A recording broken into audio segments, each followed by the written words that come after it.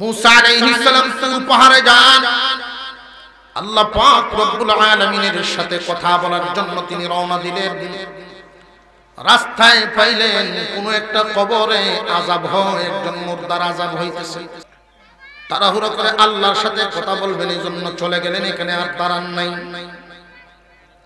আল্লাহর সাথে কথা বলা শেষ করে যখন ফিরত আসেন, ওই জায়গা পর্যন্ত আসতেই উনি দেখতে পেলেন ওই মুর্দার আযাব বন্ধ হয়ে গেছে, উনি আরামে ঘুমাইতেছে। মুসা আলাইহিস সালাম আল্লাহর কাছে জানতে চাইলেন, আল্লাহ ওই দিন দেখলাম আসার পথে একজন মুর্দা খুব কষ্ট করতেছিল, যাওয়ার পথে দেখলাম খুব আরামে ছিল। প্রশ্ন ছিল দিলের ভিতরে, উত্তর তো এখনো পাই নাই। আজকে যেহেতু কথা বলতেছি আপনার সাথে, তুর পাহাড়ে এসে আমাকে একটু জানায় দেন ওই দিনের কারণটা। আল্লাহ পাক রব্বুল আলামিন বলেন, পয়গম্বর এই যুবক দুনিয়াতে থাকাকালীন গুনাহ করেছিল, অন্যায় করেছিল, অপরাধের কারণে তার সাজা হচ্ছিল কবরে। কিন্তু একটা ভালো কাজ করে আসছিল সে। এই ভালো কাজটা হলো তার সন্তান হইতো, সন্তান সম্ভব ছিল তার বিবি। অসুস্থ হওয়ার পরে বিবিকে বলতেছে, বিবি রে মনে হয় দুনিয়াতে আমি বাঁচবো না। তোমার গর্ভে যেই সন্তান, এই সন্তান যখন জন্মগ্রহণ করবে, পড়াশোনার সময় হবে, আমার এই সন্তানটাকে তুমি ইলম শিক্ষা দিও, মাদ্রাসায় ভর্তি করে দিও। বাচ্চার বয়স হয়ে গেছে 5 থেকে 6। ওই বাচ্চাটাকে মাদ্রাসায় যখন ভর্তি করে দিয়ে গেল, তার মা সর্বপ্রথম সবক হুজুরে যখন পড়াইতেছিলেন, বিসমিল্লাহির রহমানির রহিম। ও মুসা, ওই বাচ্চাটা ওই সময় সর্বপ্রথম সবকটা যখন শুরু করে দেয়, বিসমিল্লাহির রহমানির রহিম নামের মধ্যে 3টা নাম, একটা হলো আল্লাহর আসল নাম, 2টা হলো সিফতি নাম, গুণবাচক নাম। মুসা আলাইহিস সালামকে আল্লাহ জানায় দিলেন, পয়গম্বর যার সন্তান আমি আল্লাহকে রহমান এবং রহিম বলিয়া ডাক মেরেছে, যার রেখে দেওয়া সন্তান আমি আল্লাহকে রহমান এবং রহিম বলে উচ্চারণ করে ফেলল, বলো দেখি রে মুসা আমি ওই সন্তানের বাবাকে কবরে কেমনে আযাব দেই?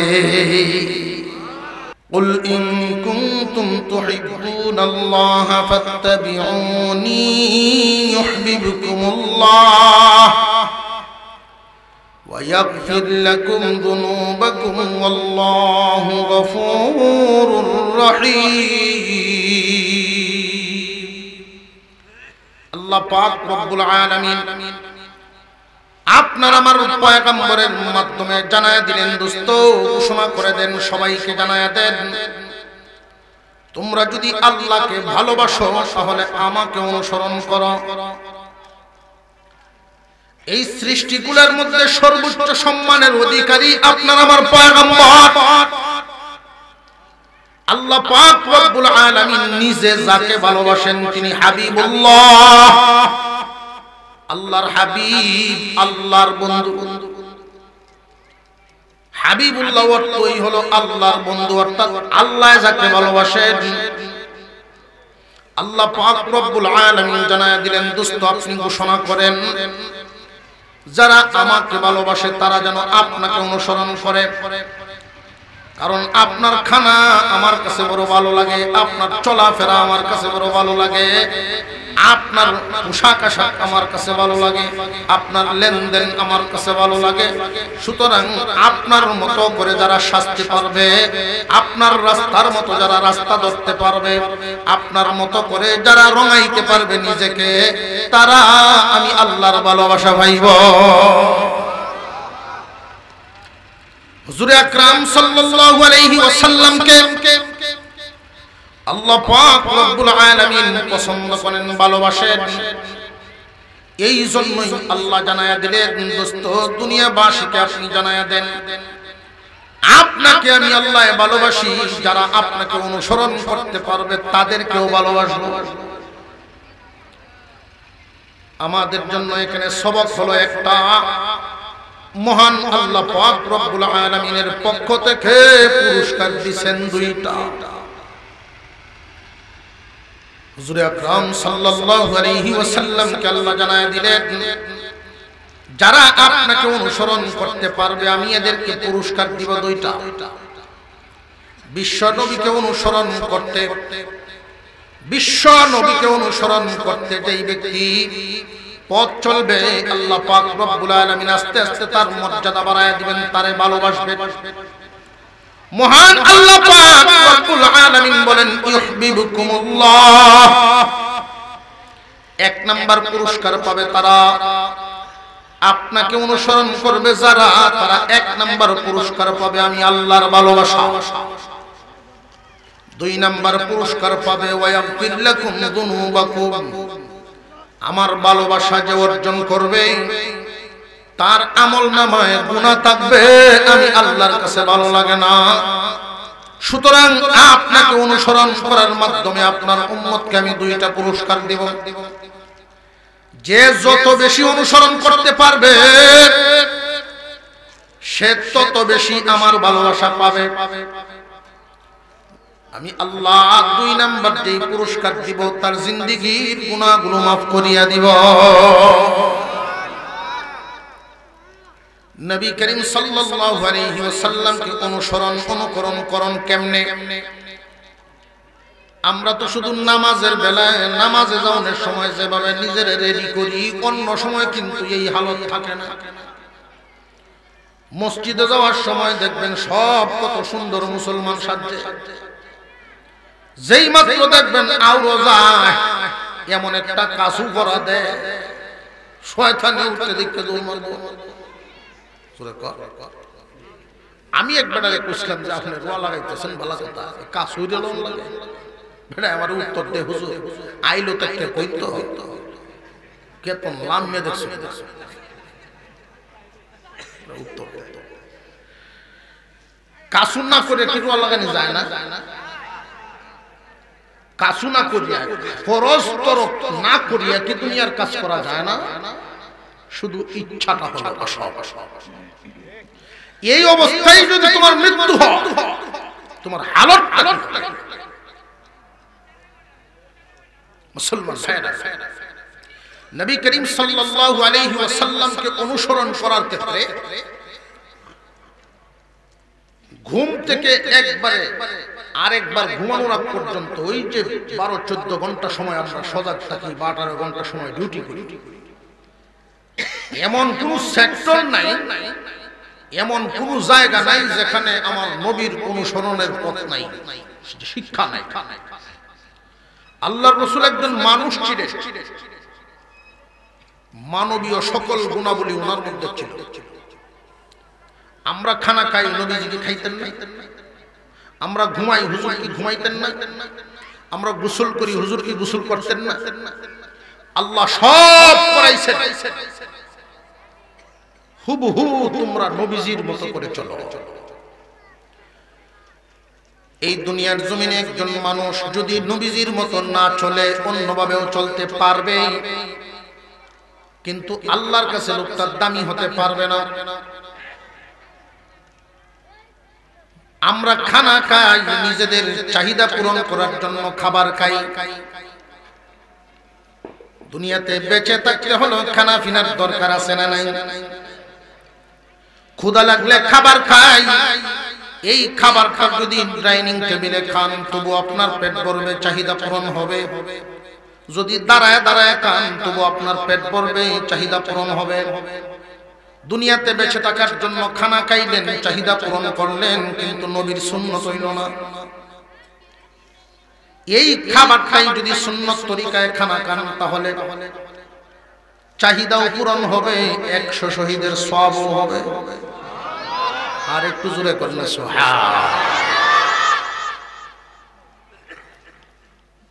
দস্তরখান বিছায় খানা খাইলে কি খাবার পেট ভরে না? দস্তরখান বিছায় খানা নাই, আর এর মধ্যে একটা কারণ আমি খুঁজে পাইছি। দস্তরখান বিছায় খানা না খাওয়ার যদি তাবলীগ জামাত থেকে একজন মানুষ 3 দিন লাগায় আসে, ওয়াজ মাহফিল থেকে আলেমদের কথা শুনিয়ে বাড়িতে যায়। আমার কথা যে এখানে শুনতেছেন, আমার তো মনে হয় অনেকেরই মনে মনে ইচ্ছা হইতেছে এর দস্তরখান বিছাই তো খানা খাওয়া দরকার, হইতেছে না? কিন্তু বাড়ি পর্যন্ত গেলে এর ঘরে আর এই অবস্থাটা থাকে না, কারণ পরিবেশ নেই। বিবি যদি দিনদার হয়, স্বামীর জন্য দিনের উপরে চলা সহজ হয়। এই পুরুষ মানুষটা হাওর থেকে কাজ কাম করে আসবে, দোকান থেকে ব্যবসা করে যাবে, অফিস থেকে চাকরি করে যাবে, বাড়িতে গিয়া যদি হাত মুখ ধুইয়া খানা খাইতে বসে, বসার সময় সব সুন্নত তরিকায় রেডি, তার আর কোনো পেরেশানি থাকে না। বিবি যদি দিনদার হয়, দস্তরখান রেডি থাকবে, তখন তো সুন্নতের উপরে চলা তার জন্য সহজ হয়ে যায়। কথা বুঝে আসতেছে? পুরুষ শিক্ষার জন্য, ছেলেদের শিক্ষার জন্য আমরা যতটা পেরেশান হই, মেয়েদেরকে দিন শিক্ষার ভেতরে কিন্তু দিন শিক্ষার ব্যাপারে আমাদের কোনো সতর্কতাই নাই। আমরা তো মনে করি দিন শিখাইলে শুধু ছেলেদেরকে শেখানো দরকার, জানাজা ভরে দিবনে। শুধু কি সন্তান জানাজা ভরানোটাই শেষ কাজ, না আরো কাজ আছে? ছেলে হোক আর মেয়ে হোক, একটা সন্তান যখন পড়া শুরু করে দেয় বিসমিল্লাহির রহমানির রহিম, শিশুর নাবালেগ এই বাচ্চাটাই যখন সর্বপ্রথম সবক তিলাওয়াত শুরু করে দেয়, তার কি ফায়দা লক্ষ্য করে দেখবেন। ছেলেদেরকে মেয়েদেরকে শুধু দুনিয়ার লাইনে পড়াইলে এটা তার লাভ হইল, পড়ানোর দরকার আছে। দুনিয়াতে চলতে গেলে ডাক্তার, ইঞ্জিনিয়ার, বহুত কিছু দরকার, কিন্তু এটাও খেয়াল রাখতে হবে এই সন্তানকে যে আপনি মানুষ করতেছেন, আপনার নিজেরও যেন কিছু ফায়দা হয়, এই দিকেও খেয়াল রাখতে হবে। একমুখী শিক্ষা দেওয়াইলে, সন্তানকে একমুখী শিক্ষায় শিক্ষিত করলে শুধু তার ফায়দা হবে, আপনার কোনো ফায়দা হবে না। ছেলেকে আপনি ডাক্তার বানালেন, এই ডাক্তার হইয়া এটা তার ফায়দা হইল, আপনার কি হইল? ইঞ্জিনিয়ার বানালেন, তার লাভ হইল, আপনার কি হইল? যদি এই মাদ্রাসাগুলোতে সহি শুদ্ধভাবে কোরআন শিখায় এরপরে ডাক্তার বানান, তাহলে আপনারও লাভ হওয়ার একটা রাস্তা আছে। কারণ সে যখন তিলাওয়াত করবে, তার তিলাওয়াতে আপনারও অনেক কি হবে। মুসা আলাইহিস সালাম তুর পাহাড়ে যান, আল্লাহ পাক রব্বুল আলামিনের সাথে কথা বলার জন্য তিনি রওনা দিলেন। রাস্তায় পাইলেন কোন একটা কবরে আযাব হয়, একজন মুর্দার আযাব হইতেছে। তাড়াহুড়ো করে আল্লাহর সাথে কথা বলবেন এই জন্য চলে গেলেন, এখানে আর দাঁড়ান নাই। আল্লাহর সাথে কথা বলা শেষ করে যখন ফিরত আসেন, ওই জায়গা পর্যন্ত আসতেই উনি দেখতে পেলেন ওই মুর্দার আযাব বন্ধ হয়ে গেছে, উনি আরামে ঘুমাইতেছে। মুসা আলাইহিস সালাম আল্লাহর কাছে জানতে চাইলেন, আল্লাহ ওই দিন দেখলাম আসার পথে একজন মুর্দা খুব কষ্ট করতেছিল, যাওয়ার পথে দেখলাম খুব আরামে ছিল। প্রশ্ন ছিল দিলের ভিতরে, উত্তর তো এখনো পাই নাই। আজকে যেহেতু কথা বলতেছি আপনার সাথে, তুর পাহাড়ে এসে আমাকে একটু জানায় দেন ওই দিনের কারণটা। আল্লাহ পাক রব্বুল আলামিন বলেন, পয়গম্বর এই যুবক দুনিয়াতে থাকাকালীন গুনাহ করেছিল, অন্যায় করেছিল, অপরাধের কারণে তার সাজা হচ্ছিল কবরে। কিন্তু একটা ভালো কাজ করে আসছিল সে। এই ভালো কাজটা হলো তার সন্তান হইতো, সন্তান সম্ভব ছিল তার বিবি। অসুস্থ হওয়ার পরে বিবিকে বলতেছে, বিবি রে, মনে হয় দুনিয়াতে আমি বাঁচব না। তোমার গর্ভে যেই সন্তান, এই সন্তান যখন জন্মগ্রহণ করবে, পড়াশোনার সময় হবে, আমার এই সন্তানটাকে তুমি ইলম শিক্ষা দিও, মাদ্রাসায় ভর্তি করে দিও। বাচ্চার বয়স হয়ে গেছে 5 থেকে 6। ওই বাচ্চাটাকে মাদ্রাসায় যখন ভর্তি করে দিয়ে গেল, তার মা সর্বপ্রথম সবক হুজুরে যখন পড়াইতেছিলেন, বিসমিল্লাহির রহমানির রহিম। ও মুসা, ওই বাচ্চাটা ওই সময় সর্বপ্রথম সবকটা যখন শুরু করে দেয় বিসমিল্লাহির রহমানির রহিম নামের মধ্যে তিনটা নাম, একটা হলো আল্লাহর আসল নাম, দুইটা হলো সিফতি নাম, গুণবাচক নাম। মুসা আলাইহিস সালামকে আল্লাহ জানায় দিলেন পয়গম্বর, যার সন্তান আমি আল্লাহকে রহমান এবং রহিম বলিয়া ডাক মেরেছে,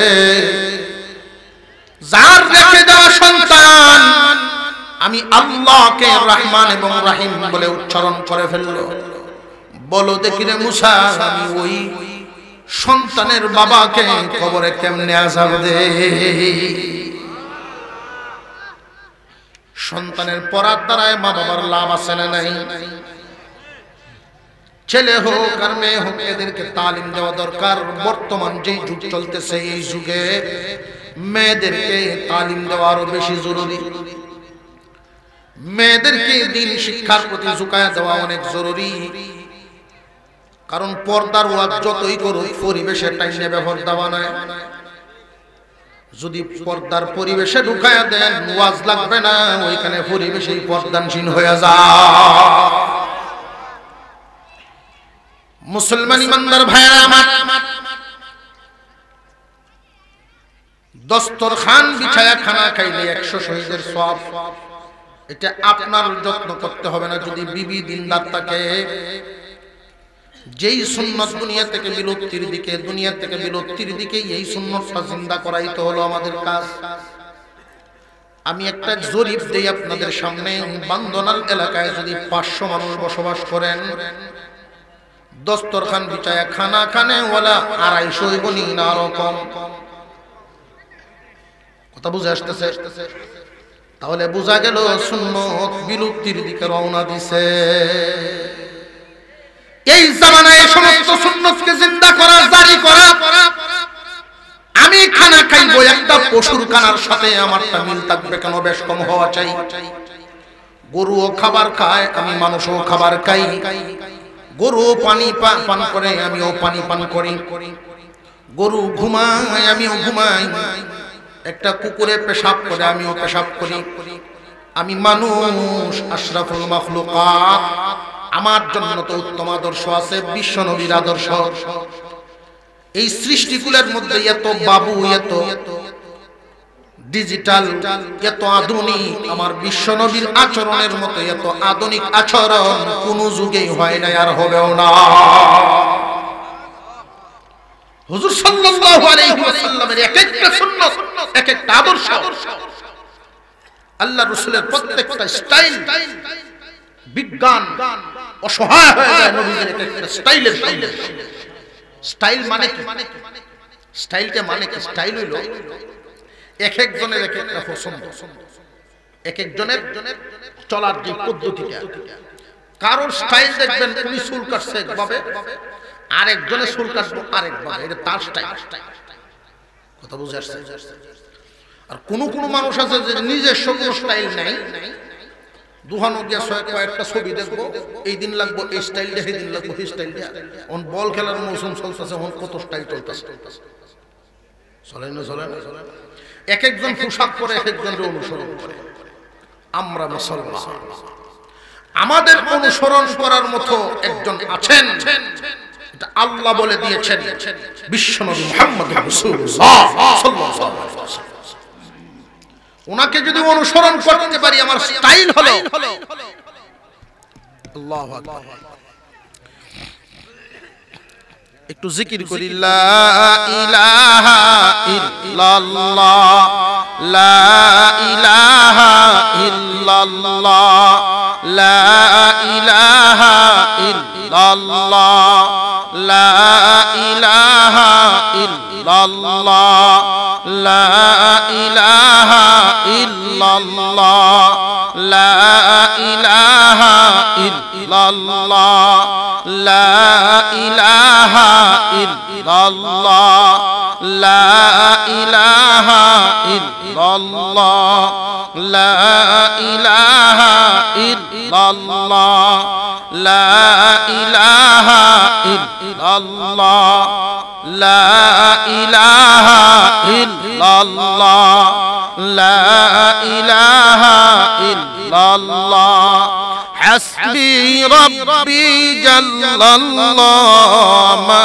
ফি কলবি গায়রুল্লাহ লা ইলাহা ইল্লাল্লাহ লা ইলাহা ইল্লাল্লাহ মুহাম্মাদুর রাসূলুল্লাহ। ফ্যান্ডেলে যে আমরা বসলাম, বসার সিস্টেমটা একটু অন্যরকম লাগতেছে। আমি এক সাইডে খালি হয়ে গেছেন দিয়া আপনার সব একটা দিয়া আর আইসুনাই শুরু হয়েছেন বইয়ের ভাই। নামাজেও যদি কাতার বন্দি হয় দুনো সাইড খেয়াল করে গে দাঁড়ানো লাগে। কোন দিক দিয়ে খেয়াল করে গে দাঁড়ানো, এই দিক দিয়ে মাঠ পড়ে গেছে খুব খালি খালি। পিছনের ভাই যুবক ভাইরা যারা আসে একটু এই দিক দিয়ে আসলে পরিবেশ সুন্দর হয়, পরিবেশটা সুন্দর হয়।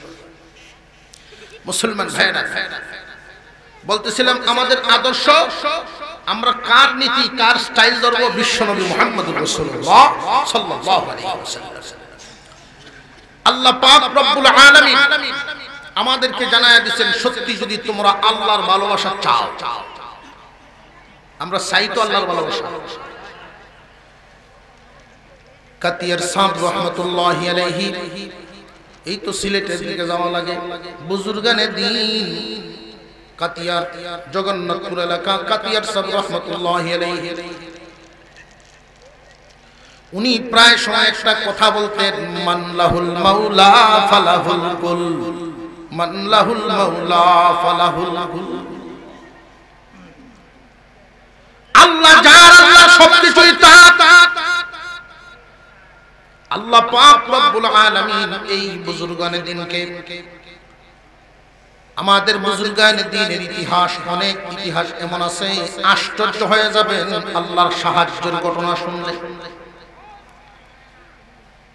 এই মানুষগুলো যখন মহা বিপদে পড়ে যেতেন আল্লাহ সাহায্য করে ওনাদেরকে উদ্ধার করতেন।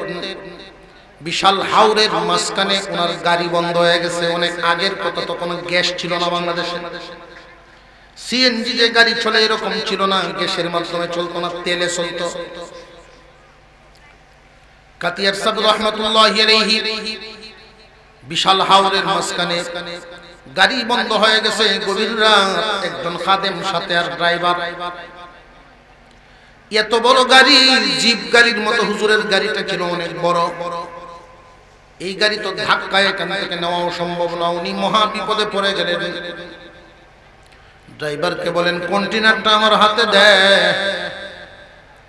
হাওরের মাঝখানে নামলেন, আইলে দিয়ে নামতেছে, ড্রাইভার পিছনে পিছনে চুপি চুপি যায়।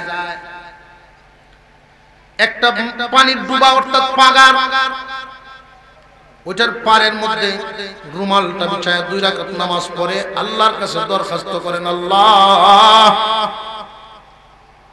তুমি আমার মালিক, আমি তো তোমার গোলাম, আল্লাহ বিপদে পড়ে গেছি, উদ্ধার করো।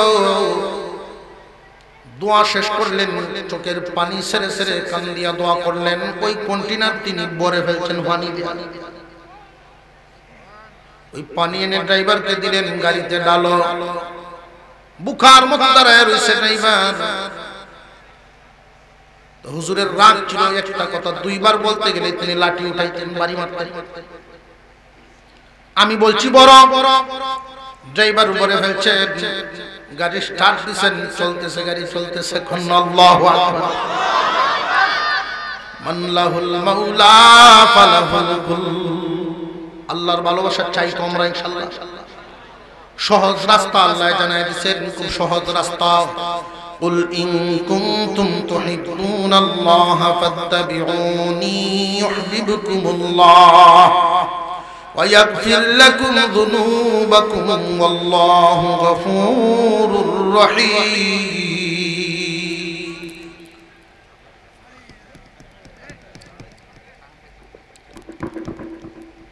আল্লাহ পাক রব্বুল আলামিন জানায় দিলেন, দোস্ত আপনি ঘোষণা করে দেন, যারা আল্লাহর ভালোবাসা চায় আপনি এদেরকে জানায়া দেন, যদি তোমরা আল্লাহর ভালোবাসা চাও তাহলে আমাকে অনুসরণ করো। অনেক মানুষ মনে করে, যেমন একদল সাহাবী নবীজির কাছে গিয়ে জিজ্ঞাসা করে ফেললেন, নবীজি আমরা নিয়ত করেছি সংসার বাদ দিয়া দিব, কারণ সংসার চালাইলে আল্লাহর কাছে বাধা হয়। আমরা চিন্তা করে দেখলাম ব্যবসা আল্লাহর কাছে বাধা, গৃহস্থী আল্লাহর কাছে বাধা, এটা দেখলাম চিন্তা করে। বিবি বাচ্চাই সংসার আল্লাহর কাছে বাধা, নিয়ত করেছি সব বাদ দিয়া পাহাড়ের গুহায় গিয়ে শুধু আল্লাহর ইবাদত করব, যদি অনুমতি আপনি দেন। আল্লাহর পয়গম্বর তাদেরকে জিজ্ঞাসা করেছিলেন, তোমরা কি আমার চাইতে বেশি বুজুর্গ নাকি? সাহাবীরা নিচের দিকে মাথা দিয়ে বসে রইলেন লজ্জায়। যার মর্যাদা আল্লাহর পরে, সমস্ত সৃষ্টিগুলোর উপরে আল্লাহর পরে যার মর্যাদা, উনি বলতেছেন আমার চাইতে কি বেশি বুজুর্গ নাকি তোমরা? আমি নবী কি সংসার করি নাই? জি হুজুর করেছেন। আমি কি ব্যবসা করি নাই? জি করেছেন। আমার কি সামাজিকতা নাই? জি আছে। তোমরা মনে করতেছো যে গৃহস্থী হইল আল্লাহর কাছে বাধা, সংসার আল্লাহর কাছে বাধা, ব্যবসা বাণিজ্য আল্লাহর কাছে বাধা। আর আমি নবীর তরিকা হইল, আমি নবীর তরিকায় যদি চলতে পারো, সংসার আল্লাহ পাওয়ার মাধ্যম, ব্যবসা আল্লাহ পাওয়ার মাধ্যম, গৃহস্থী আল্লাহ পাওয়ার মাধ্যম। যদি আমার তরিকায় করতে পারো, তোমার মতে নয়। আমি যেইভাবে সংসার চালাইছি, যেইভাবে সংসার করি, এইভাবে তুমি যদি সংসার করো, সংসারও চলবো, ইবাদতও হইব। আমার তরিকা মতো যদি ব্যবসা করো, ব্যবসাও হইব, ইবাদতও হইব। আমার তরিকায় যদি তুমি গৃহস্থী করতে পারো, তাহলে তোমার গৃহস্থী হইব, ইবাদতও হইব। নবী করিম সাল্লাল্লাহু আলাইহি ওয়াসাল্লাম সামাজিকভাবে চলছেন না চলছেন না? আল্লাহ রাব্বুল আলামিন কোন পয়গম্বরকে মসজিদে পাঠান নাই, পাঠাইছেন সমাজে। সমাজের মানুষগুলোকে মসজিদমুখী করেছেন। মসজিদের ভিতরে সামান্য একটু সময় আমরা থাকি, 5 ওয়াক্ত আমরা একসাথে ঐক্যবদ্ধ হয়ে জামাতে আল্লাহর কুদরতি পায়ে সিজদা দিব। বাকি টাইম যার যার কর্মক্ষেত্রে থাকবো। নবীর আদর্শকে আমরা প্রত্যেকটা জায়গায় জিন্দা করার চেষ্টা করব। আল্লাহ পাক 2টা পুরস্কার দিবেন। 1 নাম্বার পুরস্কার, যার হাঁটা পয়গম্বরের তরিকা মতো হবে, যার খাওয়া পয়গম্বরের তরিকা মতো হবে, যার ঘুম গোসল চলাফেরা বিশ্বনবী রাহমাতুল লিল আলামিনের সুন্নাত তরিকায় হবে, আল্লাহ রাব্বুল আলামিন ঘোষণা করলেন তারা আমার ভালোবাসা পাইব। যে কোনো রাস্তা দিয়ে গিয়ে খুঁজলে পাইবা না, আল্লাহ জানায় দিয়েছেন এই ভোটটা দিয়ে আইলে পাইবা। ওয়া আন্না হাযা সিরাতী মুস্তাকিমান ফাত্তাবিউহু ওয়া লা তাত্তাবিউস সুবুলা ফাতাফাররাকা বিকুম আন সাবিলি। আল্লাহ পাক ঘোষণা করে দিয়েছেন কোনটা সঠিক পথ। নবীর তরিকায় যদি কেউ চলা শুরু করতে পারে, চলা শুরু হবে এখান থেকে, এই রাস্তাটা শেষ হবে জান্নাতের দরজায়। হুজুর আকরাম সাল্লাল্লাহু আলাইহি ওয়াসাল্লামের তরিকা কি তোমার স্টাইল বানায় নাও, তোমার চেহারাটারে দাড়ি দিয়া রঙাও, দাড়ি দিয়া ভরিয়ে নাও, মুখটাকে তুমি দাড়ি দিয়া নেকি দিয়া ভরপুর করো, এটাই নবীর তরিকা। হুজুর সাল্লাল্লাহু আলাইহি ওয়াসাল্লাম সুন্নাত তরিকায় জীবন যাপন করেছেন। যত তরিকা এটাই আমাদের জন্য সুন্নাত। আল্লাহর পয়গম্বরকে অনুসরণ যদি করতে পারি, আল্লাহর ভালোবাসা পাবো, এটা হলো 1 নাম্বার পুরস্কার। আল্লাহ বলেন যখন তুমি আমার ভালোবাসা পাইবা, তখন তোমার গুনাহ মাফ করিয়া দিব। নবীজির তরিকায় চলতে আমাদের ইচ্ছা আছে না নাই? আসের আওয়াজে তো বোঝা যাচ্ছে কোহেন হুজুর বুঝছে লইয়া কে চলতাম পারাম না, না আছে তো, আছে তো। যদি একটু কষ্ট হয় তো রাজি আছে। আমি এই আয়াতের সাথে একটা হাদিস তিলাওয়াত করছিলাম। সুন্নাত তরিকায় জীবন যাপন করতে হবে। মেসওয়াক একটা যদি সাথে রাখে, ওযু করার আগে মেসওয়াক কিন্তু ঘষা দিয়া ওযুটা করলে, যে ব্যক্তি মেসওয়াক ছাড়া ওযু করলো তারও নামাজ হবে, সওয়াব হবে। কিন্তু যে ব্যক্তি মেসওয়াক করিয়ে যদি ওযুটা করে নামাজ পড়ে 70 গুণ সওয়াব বেশি। কত বড় লাভ! মেসওয়াকের যত ফায়দা, এর মধ্যে একটা ফায়দা হলো ঈমানের সাথে মওত হবে। মেসওয়াক রাখতে রাজি আছে? অনেক মুরব্বীরা মনে করবেন হুজুর এই ওয়াজ যদি আগে শুনতাম তো লইলাম, এখন যে দাঁত ফুটেছে এখন কি করতাম? মারি দি নাই, জোরে কর, মারি আছে না? বিবি সাহেবকে বলবেন এটা তুলতুলা বানায় দে, সেচ্ছে তুলতুলা বানায় দে, এটা দে গোশ ভাই, তবুও ফায়দা হয়ে যাবে ইনশাআল্লাহ। রাজি আছেন না ইনশাআল্লাহ? একটা কইলাম দস্তরখান, দুইটা হইলো মেসওয়াক।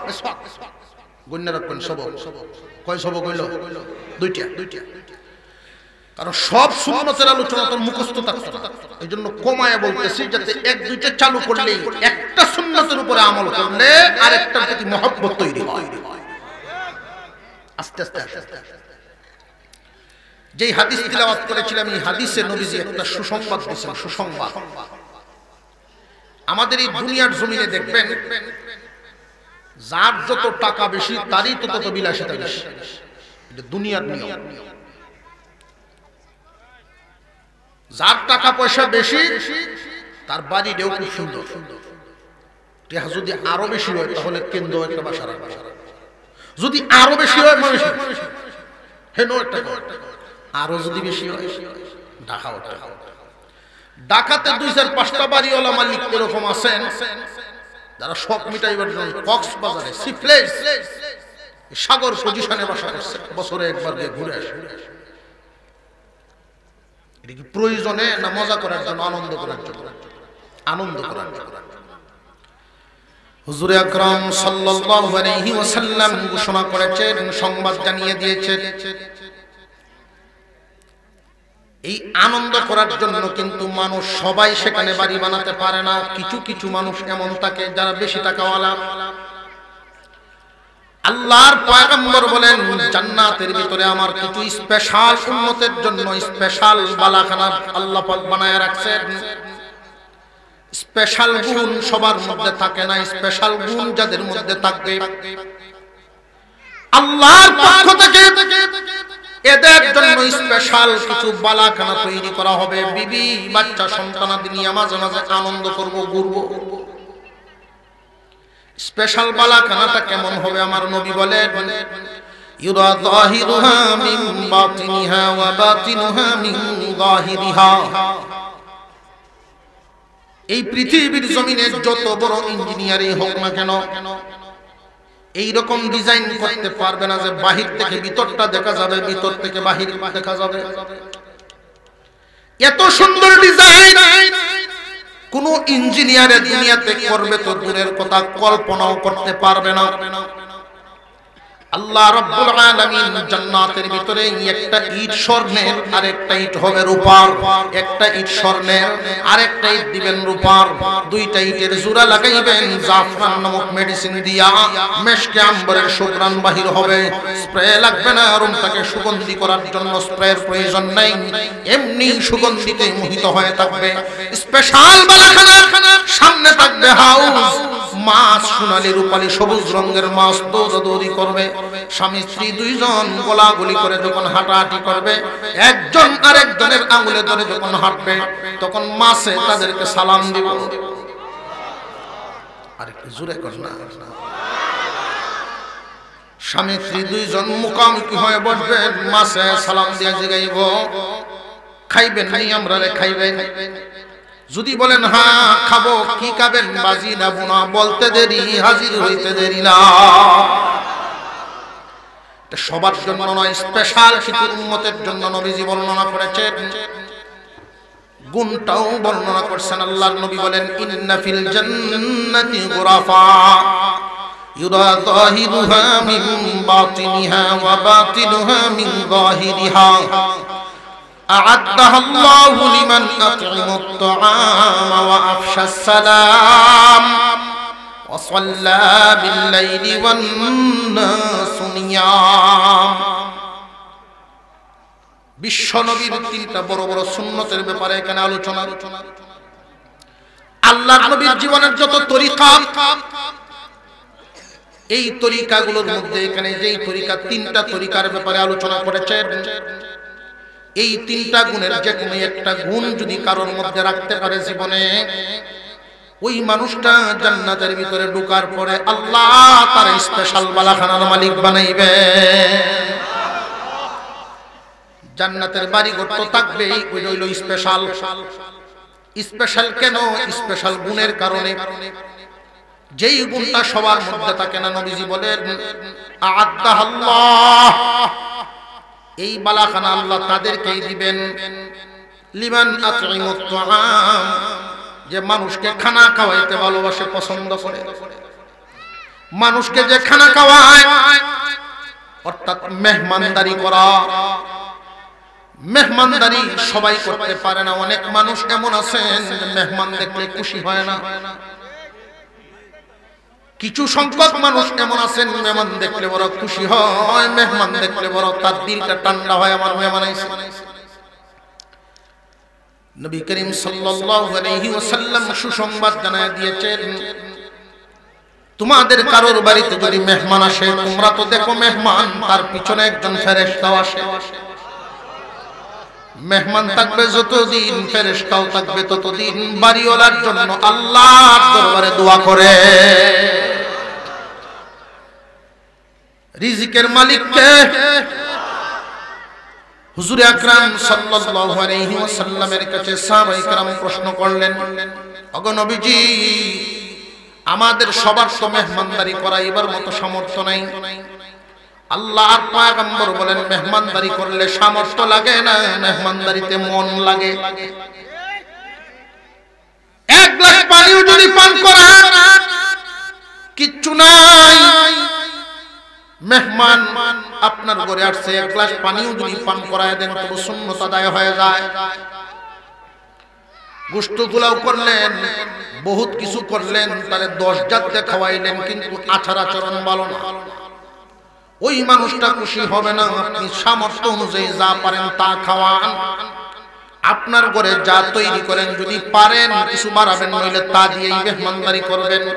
আচরণ যদি ভালো হয়, মেহমানের মন খুশি হয়। নবীজি বলেন, মেহমানদারি করলে সামর্থ্য লাগে না, মন দরকার, মনের দরকার। আচার আচরণ ভালো করবা, মেহমানের সাথে সুন্দর আচরণ করবা। আজকালকার জামানাটার যে হালত হয়ে গেছে, মানুষ এতটাই স্বার্থপরতার দিকে যাচ্ছে। আমরা যখন ছোট তখন দেখতাম অনেক বাড়ির যেই রীতিনীতি ছিল আমাদের এই বাংলাদেশের, আমাদের পল্লী অঞ্চলের যে রীতিনীতি, কেউ যদি কারোর বাড়িতে যাইতেন, না খাওয়ায় আসা, খাওয়ার টাইম হইলে তো আর কথাই নেই, যে এক মুঠ না খায় থাকতো না।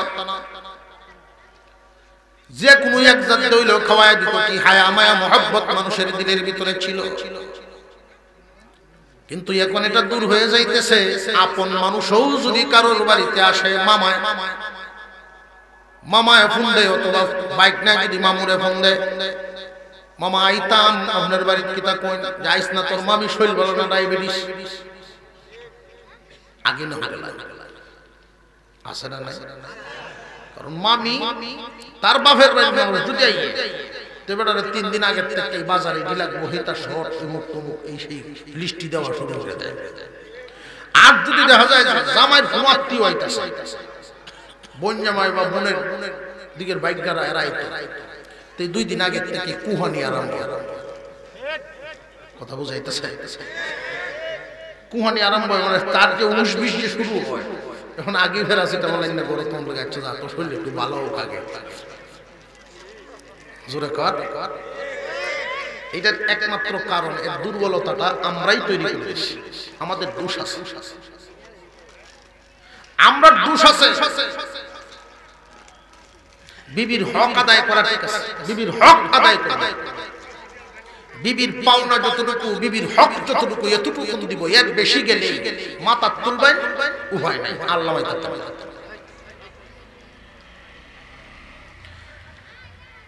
এর মূল কারণটাই হলো দিনই বুঝ এদের নাই। দ্বীনি বুঝ যদি তাদের থাকতো, দ্বীনি বুঝ যদি তাদের থাকতো, তাহলে আর আজকে এইরকম হইতো না। এই জন্য আমি আপনাদের প্রতি দোয়াও করি, একটা আহ্বান রাখি। মহিলা মাদ্রাসাটা হয়েছে আলহামদুলিল্লাহ, এটা এলাকার জন্য একটা নিয়ামত। ছোট ছোট মেয়েদেরকে এখানে পড়াবেন, দ্বীন শিখবে, দ্বীন শিক্ষা করবে, দেখবেন পরিবেশ তৈরি হয়ে গেছে। এখানে তালিমও নিবে, তরবিয়ত আদব কায়দাও শিখবে। মুসলমান ভাইরা, নবীজি সাল্লাল্লাহু আলাইহি ওয়াসাল্লাম বলেন এক নাম্বার গুণ মেহমানদারি করা। বালাখানার মালিক হইতে রাজি আছেন তো? আমরা একটু নীরব সিরব বুঝাইতেছে। বালাখানার মালিক হওয়ার জন্য এক নাম্বার গুণটা কি? মেহমানদারি করা। রাজি আছে? মেহমান দেখলে খুশি হইবেন তো ইনশাআল্লাহ? আইতা মাশাআল্লাহ। কাছের মানুষের এই জন্য বলি আওয়ার জন্য, মেহমান দেখলে খুশি হইবেন। বিশেষ করে লক্ষ্য করে দেখবেন কাছের মেহমানগুলো কেমন জানি দূর হয়ে যাইতেছে, আত্মীয় স্বজন সম্পর্ক নাই।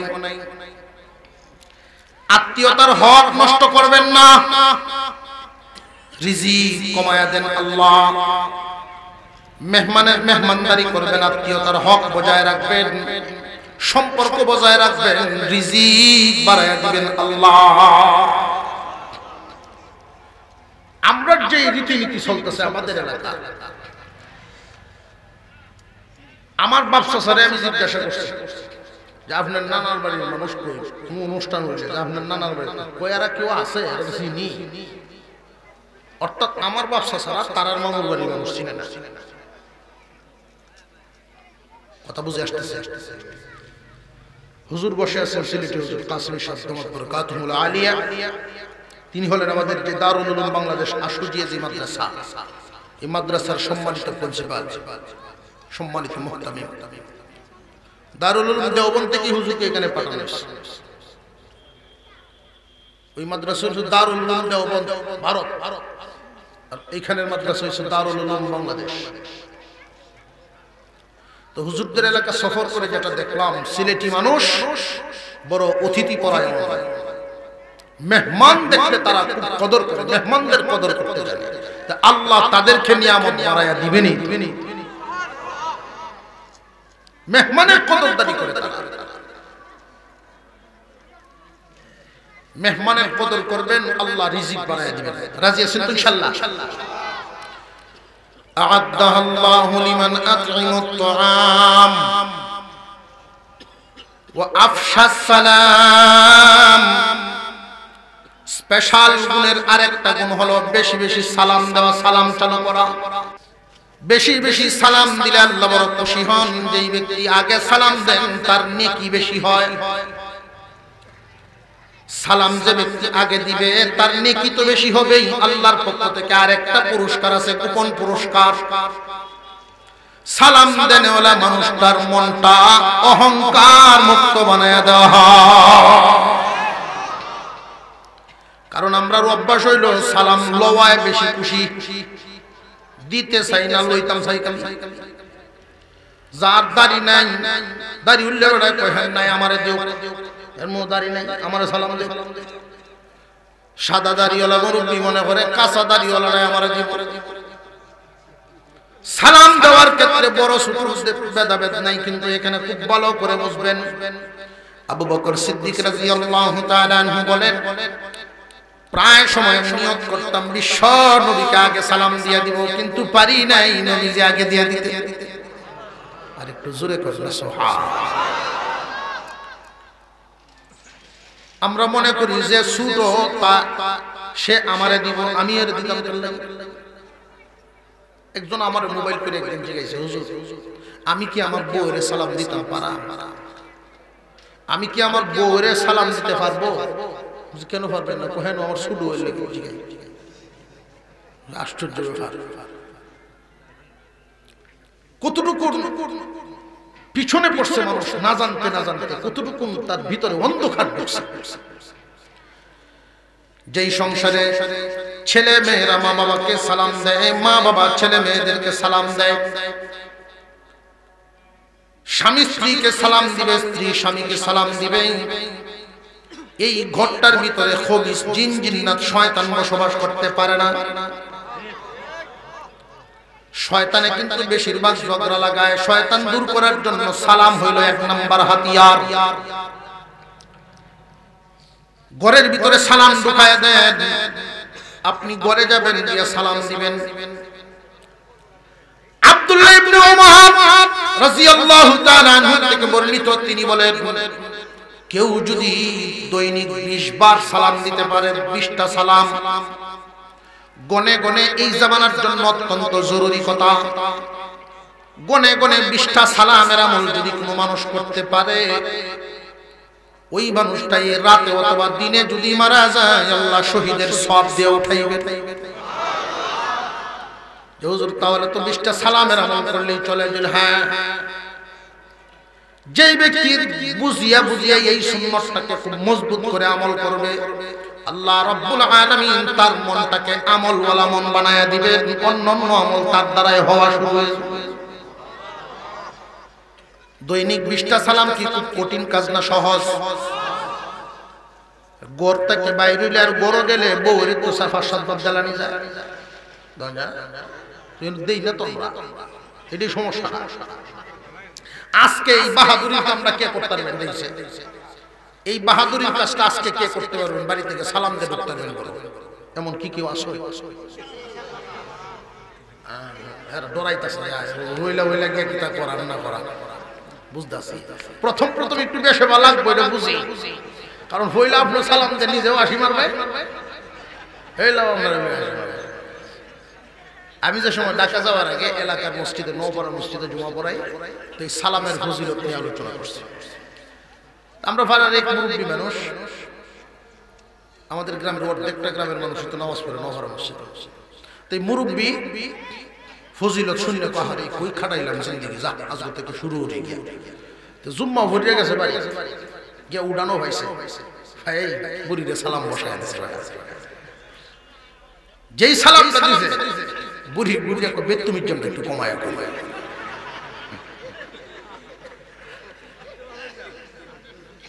ফরের জুমাদায় হুজুর চলতো না, আমার বেতুমিজ করছে।